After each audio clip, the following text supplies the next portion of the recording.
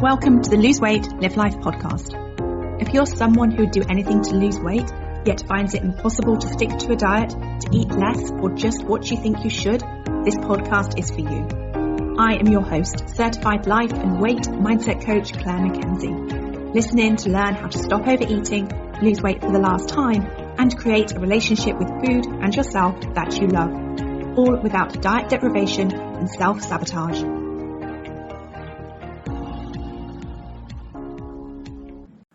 Episode number 162.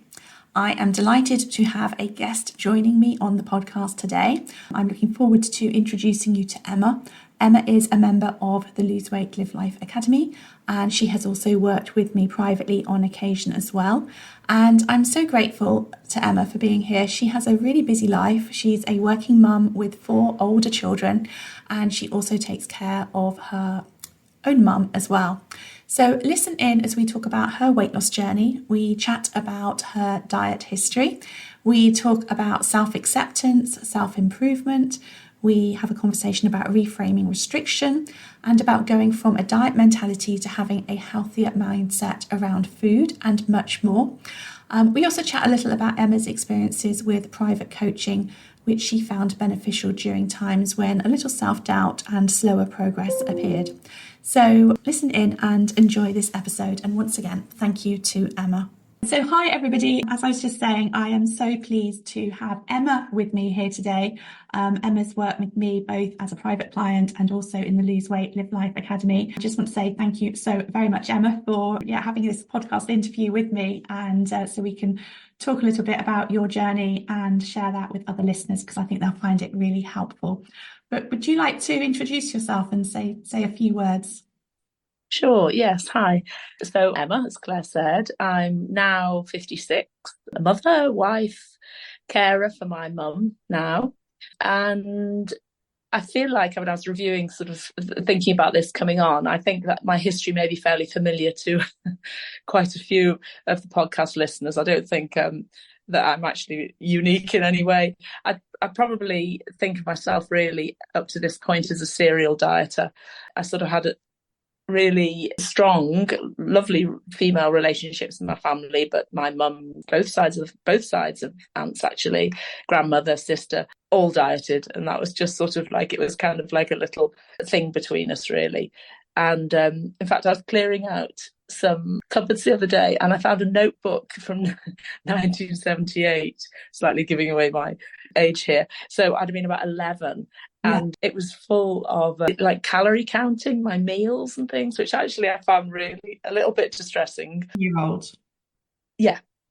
So obviously I'd started dieting at around, I was taken to Weight Watchers, I think, by my mum at about the age of 11.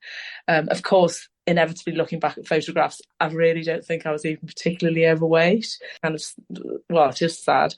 But I went with my mum and my sister, and it was all very friendly and that sort of thing.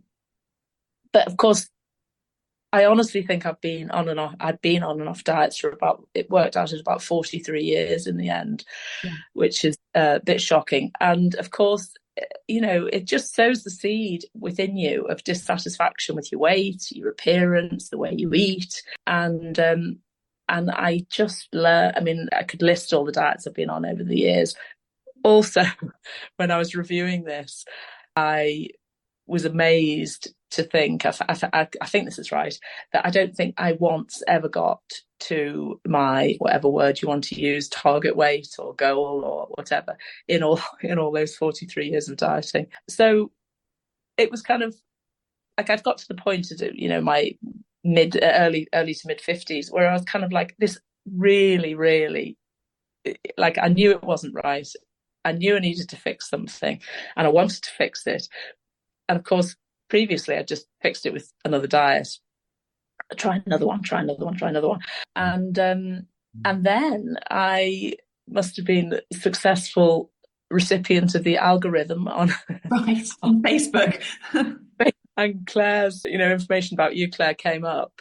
I think about the academy, or maybe it was one of your free courses, I'm not sure. But anyway, definitely it was the podcast, and that's how I found you. Okay. Yes. I remember I was in the car actually and listening to this first podcast, and it was leading up to Christmas 2020. So that shows you I've been hanging around a long time. And it was a real terrible cliche, real light bulb moment that you were saying things that I was like, God, I didn't even know I didn't even know that I thought that or felt it. It was about Christmas eating and Christmas thinking and that sort of thing.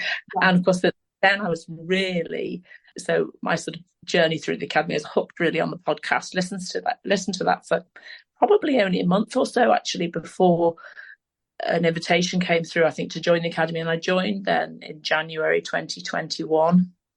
Yes. And I have been really, really learning all the time since then. What do you remember, I guess, from when you first joined? What was your, I guess, experience like then? What in particular maybe resonated for you? What did you start to maybe think differently about as a result of having? It was an interesting one because I actually felt like I had a weird resistance a little bit to some of the things you were saying. Yes. Because I just wondered whether it was going to be a bit of a wolf in sheep's clothing. And actually, it was just going to be another diet, but you were kind of pretending it wasn't. Yes. And I was just it made me think, God, I am really resistant to dieting here because of all the kind of little, I don't know if scars is probably too strong a word, but all the things I'd experienced over the years of many successes, failures, all the whole speaking around it and the, being good and being naughty and all that. And so I was just sort of like, okay, this might be just another diet. And so that was sort of, so I was a bit resistant at the beginning, but I definitely came from a position of like, I wanted to be open-minded about it because I knew that my sort of future health and, happiness and everything didn't lie in the dieting avenue really. So I just went with it really, I think. So that was kind of, there was a lot immediately that resonated with me. I think it's quite normal because if we are triggered by a lot of those diet terms, well, I think when people join the academy, either they can find some of the ways in which we talk about food quite triggering. So any mention of tracking progress, planning what you eat, all of those sorts of things can make you think, okay, this is just another diet approach there. And that can show up. And then I think on the flip side of it, I think sometimes people come in thinking they're not really aware of the diet mentality that they have themselves. And so it kind of shines a light on their own restrictions in a very sort of diet speak, diet mentality type way that they may not have been aware of at all. So it sounds like you were aware. So I'm curious, does that mean that it'd been quite a period of time since you had done some dieting? Is that something that you'd kind of pushed away a long time ago? Or was this a recent shift for you? But no, it was never very far away, to be honest. I was always, I think when you're in a position of dissatisfaction with eating really as well as like choices that I was making and the way I just, sorry, I've slightly forgotten the question there. You said, no, was it a while before I'd I think because you said it had always been in the background. I don't think I was ever very far away from it, I'm afraid. Yes. I just think it was, I mean, obviously I found the kind of acceptance, being curious about your behaviour. That was the bit I think that really, really, really interested me and still does. And that's sort of looking at yourself from a position of, curiosity and compassion and accepting where you are. And that is a little bit hard to get your head around, I think, when you first start in the academy. That's sort of like, okay, so I'm accepting where I am, and I'm loving myself where I am, and this is fine, and I know why I'm where I am because I've been trying to diet for the last years. But so I can accept that. But then I did find that kind of leap into accepting where I am, but now actually accepting that it's fine to want to change, and that was really interesting for me. So I thought, yes, well, okay, I do accept where I am, and I can still love myself, but actually it's fine that to think about and write down your reasons why you want to change, and it's and if they're coming from a positive viewpoint, I think yes, we're we're on the road, really. Yeah. Yes. And so that was, I guess that was maybe felt like a key moment in terms of actually, I do talk about this, I think, especially when we have new members join, because often members are so resistant to accept themselves as they are, because they think that, well, if I accept myself as I am, then I'm not going to be motivated to change. But it is this, like, it is actually possible to, yes, appreciate yourself, everything that you are, and also want to change. I think, especially when you want to change for you rather than change from you. So when you want to change for you and you're changing because you want to be healthier, maybe have more energy, you want to change from a place of it being for you, taking care of you, rather than change from yourself because you don't like yourself as you are. I think that may be a subtle difference. That's actually quite a shift that if you can see that and make that shift, that can be quite helpful, which sounds like that's something that you kind of worked through as someone. Yeah, there's a lot of things along the way. I've had different times when I've really kind of, things have clicked and I've thought, yes, that really works for me. And one of the things was about restriction, and I think we all find restriction quite well. Sometimes at the beginning of previous diets, restriction's quite sort of strangely nice, isn't it? It's that kind of slight focus and slight, okay, this is good. I'm a bit more liberated from, I was all a bit chaotic before, so this restriction feels good. But then very, very soon after that, it gets so that it's actually, you're pushing against it, and then you fall off, using our diet speak, but you fall off the wagon and all the restrictions all out. And we're back to square one. So I worked with you quite a bit about thinking about restriction, and I remember you saying about restriction, can actually come from a place of loving, from loving yourself, and it comes from a loving place. And that was another real light bulb, is think, no, not every restriction, not every no thank you is a tight bit of tension. Yeah, no, that absolutely makes sense. It's seeing that actually, again, it come from a very loving and self-caring place. And if we think about, we might restrict ourselves if we've been an ex-smoker or something like that. We might restrict ourselves from smoking, but we don't go about that in sort of thinking about that means that we are, somehow being mean to ourselves. We see it as actually we're taking care of ourselves. So it's making that slight shift that sometimes restriction isn't against us. It is actually, being kind of us. Yeah, no, absolutely. I think as well, one of the things I have learned, and I appreciate, I've been in the academy quite a long time, is time. Is taking, realizing. I know you talk about things being a journey. To me, this absolutely is a journey, but to me, it's not.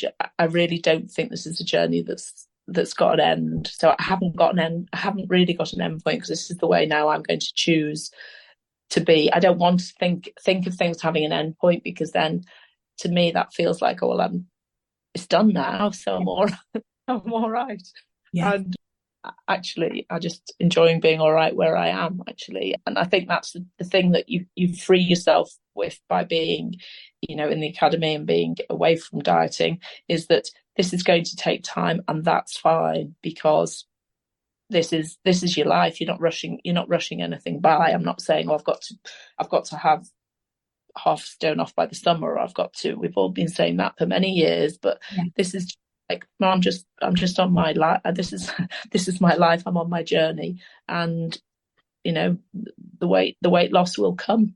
Yes. And it's something that actually, as we were just talking before the call, we were just talking about the fact we've just had the spring enrollment in the academy, new members have come in.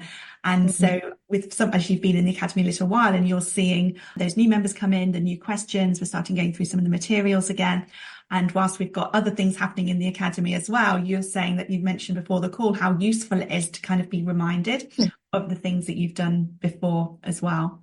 Oh gosh, absolutely. Yeah.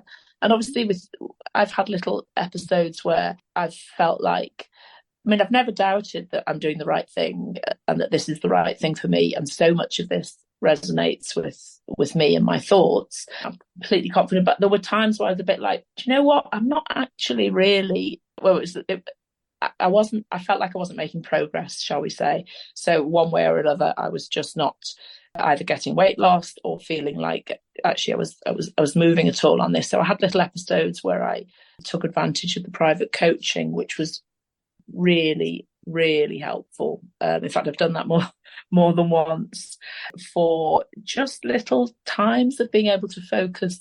It's probably, drilling down on little incidents. We had a time when it was over a period of like my birthday and my husband's birthday and other things, and I felt like we went into things in a real detail that I wasn't quite able to sort of self-coach my way through, or I wasn't believing myself particularly well that I was doing it right. And I found that aspect of private coaching really, really good.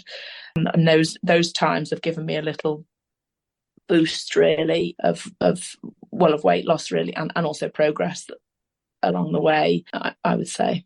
Yeah. And I think has it helped you kind of increase your confidence, so that when you are kind of either going it alone, but as a member of the academy, you can take away from those private sessions and continue applying what you learned going through specific. It's accountability, and there is a financial commitment involved in private coaching. So I was sort of aware of that and thinking, right, well, I would really like to use this to the best advantage for me. And to me, I thought, well, the best advantage is that I actually do the work properly and apply things. And in doing that, I've realized that writing down, journaling, planning. I mean, the first part of private coaching I did, I was like, oh, it turned out I only planned from Monday to Thursday.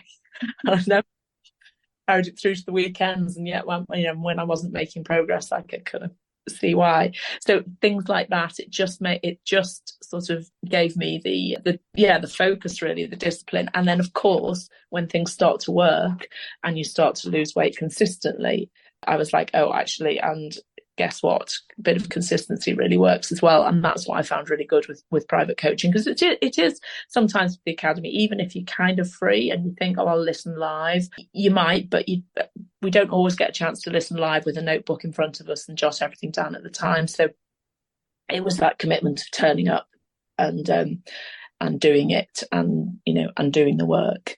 Yes, I found that really, really, really good. And I have done it more than once, and I also felt that, like, the third time, I've only done it 3 times, but the third time I had a session of private coaching, I felt a little bit not ashamed to you, Claire, but a little bit ashamed myself. I was like, oh God, blooming heck!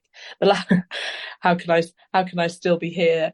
I've put on a bit of weight from the time that I last came, and how did this happen? And of course, you immediately, it's a bit default mechanism, isn't it, in a lot of us, is that we turn it round to mean something bad about us. It's like, oh, well, I always knew you were a bit broken, or you were, you weren't very good at this, or whatever. But actually, I was like, no, this is a positive thing, that I'm able to just realize that this was something that was very helpful for me last time. So why wouldn't I do something really helpful again? Yes. It's all that. And I think even in saying that, another thing I would say that you get it very much from the private coaching, because I'm saying it out loud to you, to another person, is it's really, really important to me to make sure that I choose my words carefully about myself and about because it is just so easy to talk about, failing or not, everything being in the negative. And actually, what does that mean?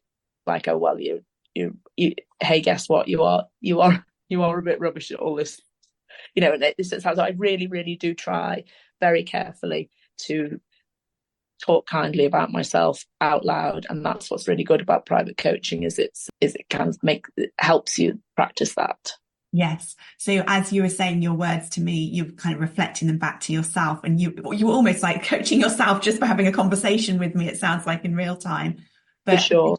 Maybe also sometimes we show up differently. There's tools for accountability in the academy, but it's not the same as having sort of a meeting with me, once a week, having private coaching, or checking in via WhatsApp, which we also do. So that's, it's really good and interesting to hear that that's helped.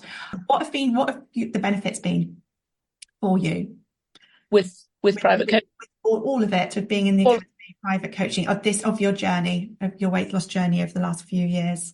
Gosh, I feel that I hadn't realised that I've learned, okay, sorry. So I'd say that I have learned to trust myself. Yes. The main thing. I think it's weird and strange when you start to think about these things, that we actually are quite fearful of a lot of things around food.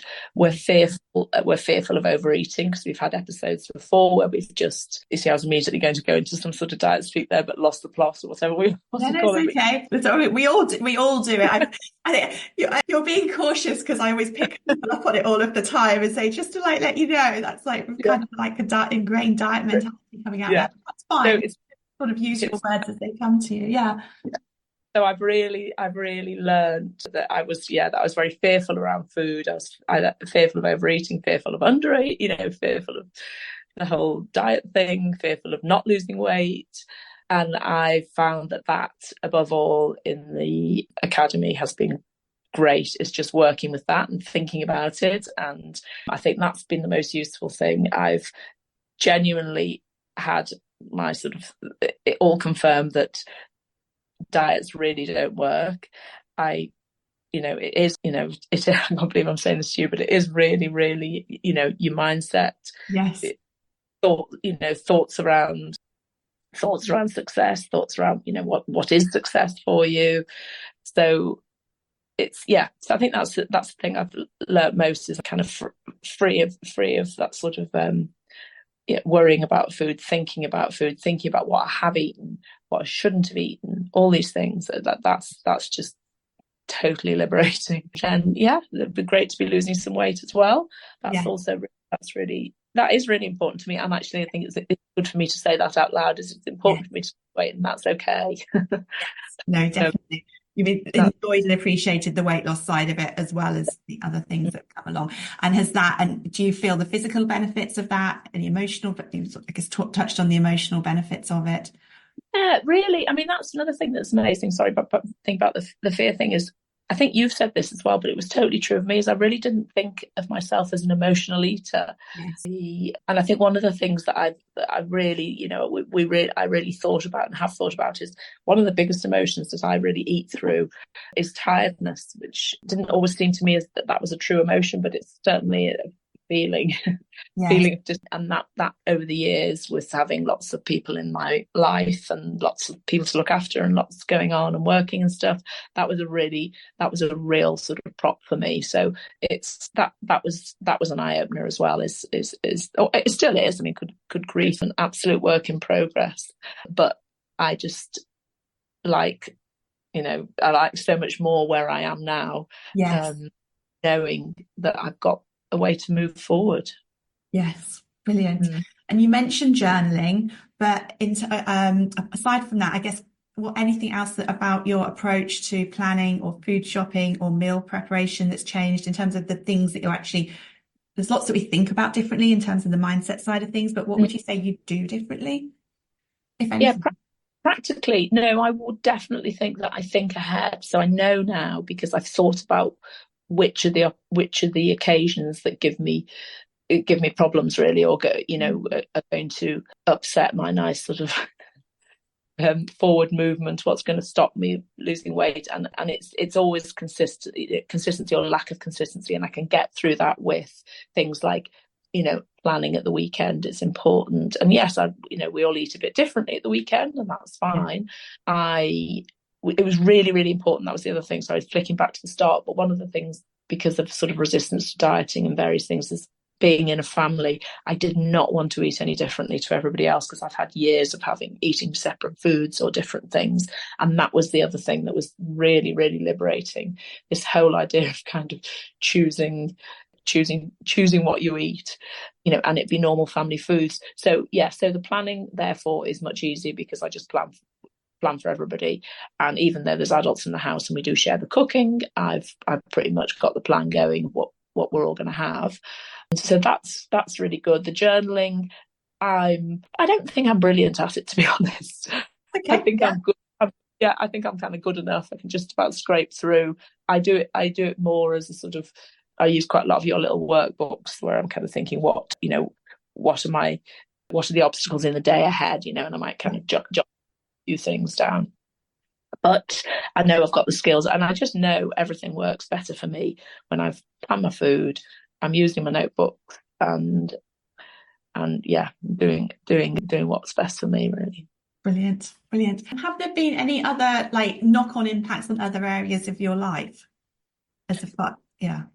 Yeah, I think definitely, because actually when you get, depending on what level you familiarity you have with the mindset model, that's really, really good for times that have difficulties in, in the family, or Yes. problems with children, or you're worrying about stuff, or things about my mum. It's a really, really useful tool for me to just step back sometimes and say, right, okay, what are actually the circumstances in this matter, and what are just what I think about it, and giving yourself a little bit of distance and a bit of time to think about other things. So yeah, that's been amazing. And in fact, just loads of other stuff. Just even when you hear people talking generally in normal conversations, not even about food, we all just talk this kind of, our these things that just are thoughts. Yes. There are truths then, aren't they? And that's really what happened. And that's really interesting to me. I catch myself thinking about it. I don't, I'm not trying to change everything all the time, but I'm just thinking, gosh, yeah, that's, do you know what? That's just a thought, actually. Yes. You don't have to think it. So yeah, tremendously useful in so many ways there. Health wise, yeah, I do feel better. I feel loads better because I'm eating better. I've had some, little bit of downward shift on cholesterol, and because we all like a few numbers, don't we? Yes. Yes. So things have worked well there as well. And yeah, Brilliant. I just feel like I'm looking after myself, and that can only be positive, because there's no other, well, there's just nothing negative that can come from taking time looking after yourself. Yeah, no, absolutely. And have you got any advice for anyone who's maybe just starting their weight loss journey or thinking of starting? I really would say, because this is advice for me as well, it's not just someone starting it out, because I'm still here, still going, it's just give yourself some time. It's you've probably been a good few years getting to where you are now, so it may be a good few years just getting sort of through the other side as well. So that I'd say give yourself as much time as you need, or you want to do, as you want to spend on it, and yeah, just do as much as Claire said. You say, but no, and yeah, just being kind and realizing that everything can be worked on. And I suppose the other thing is that was the other real eye opener, is that there were loads of other people out there who felt the same as me and thought the same as me, and I've never met them. But they just are the same, and that's important to me. And it's also important for a bit of anonymity as well, because I don't share all these things ever with anybody. I don't think even in my family. Well, no, definitely not in my family. And that's really nice. That's really important in the academy. So I just sort of say, like, everybody does really share as much as you want. I kind of knew in my heart that I wasn't really kind of broken, or but I also didn't know anybody else who thought like I thought, and that's been the other thing that's been really great about being a member of a group like this, is that there's lots of other people out there. So just say, give yourself some time, and yeah, you're worth it. Sounds like also a kind of almost like, however you're thinking about food or your relationship with food, this is for everyone else out there. You will be normal. It is, not, I mean, it's not your fault. You are normal. It is, the result of the world in which we've all grown up in. I talk about this as if we're still growing up, but like the world in which, the last, like, however many 4-5 decades, whatever it has been, that it's so normal to have lots of different thoughts and feelings about food and dieting and yourself and all of this. And so just, anyone who thinks that it's only them, I promise you it's not. I think that's a really, really important message. So thank you for sharing that. Yes. Anything else that you want to share, either about the academy or about private coaching, your experience? No, just I think I mean, my journey is not everyone's journey. For me, it worked quite well in that I kind of acclimatized myself really for a while, and that's what I mean about taking time, because there's loads to learn. And also, we're not students and this is all we've got to do. Sadly, Totally. we've got jobs and families and lots of other stuff, so we are adding something in differently to what we've got. So sorry, I've forgotten the question, but I wanted to say that. Oh, that's right. That was so. My journey was I acclimatized myself to start with just spending a lot of time, attending calls and in the academy, and then for me, it sort of got to the bit where I was like kind of got to grips with a lot of the terminology and a lot of things that I wanted to work on, and then I did a bit of private coaching, and then I did some more academy, and then I did a bit more private coaching. So that's just what worked. That's kind of what worked well for me, and I don't know whether it's good news or bad news for you, Claire, but I suspect I'll probably do some private coaching at some point as well. But like at the moment, I'm fine. I'm just sort of bobbing along, doing my own stuff. But I look at it as that's a positive thing. And if I need a bit of a lift and a bit of a concentrating on something that really helps, then I know it's there. That opportunity is there for you and available for you. And of course, very much, happy to work with a private client any time, because it's been a real pleasure to support you on your journey all the way through and have you as a member and all of that. It's been really good. Okay, well, I just want to say thank you ever so much again for coming on the podcast and chatting with me. Really appreciate it. And it really has been a pleasure talking to you today and also having you as a member and a client as well. So thanks very much. Yeah, to everybody. Thanks. If you enjoyed listening to this podcast and are ready to live a more intentional life, lose weight as a part of that journey, and create a relationship with food and yourself that you love, then I would be honoured to have you join the Lose Weight Live Life Academy membership and coach with me. The programme offers different levels of support to suit you, including self-paced learning, twice weekly calls, private coaching, an amazingly caring community, and lots more. Find out all the details about when and how you can join at www.thebestyou.coach/coaching.